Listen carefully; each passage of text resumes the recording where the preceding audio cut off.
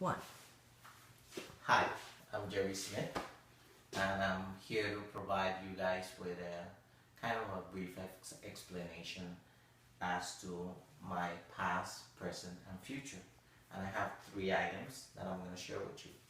The first item that I have that I'm going to share is this image, the picture of my daughter, which represents the past.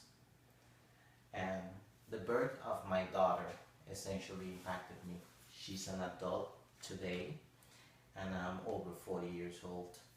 When I was young, I essentially spent my time partying and involved in irresponsibilities, and I essentially just lived pretty much for me, day to day. Whatever I did had to do with selfish activity.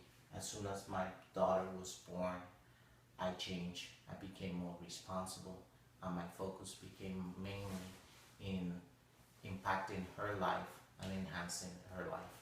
And that's what I mainly did to me, and it brought me into that responsible father that I am today.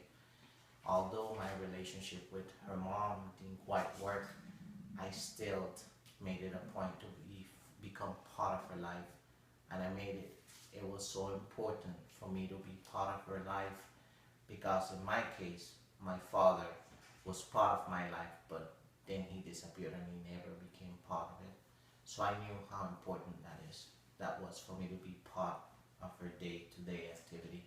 So I made it a point to become part of her growing in school, personal relationships, even religion. All of those things were part of my involvement in her life. Now, the next item that I have is this stethoscope, represent the present. As I indicated, my daughter's an adult, and today she's studying to become a nurse. Her goal essentially is to become a nurse, and I'm proud of her, and she has 1 year to go to ascertain that activity. But in addition to that educational achievement and that professional achievement, I need her to understand that there's a value between profession and having a belief and an understanding of what is the relationship with God. So I make it a point for her to have that professional activity, for her to strive for that, but I also influence her in looking for God, for Jesus in her life, and I think that is important. Which brings me to my next item. This frame, I read it daily, and this represents my future. And it says to me, "For I know the plans I have for you, says the Lord, plans for good and not for evil, to give you a future and hope." It's Jeremiah 29:11. That has become my daily say every morning when I get up.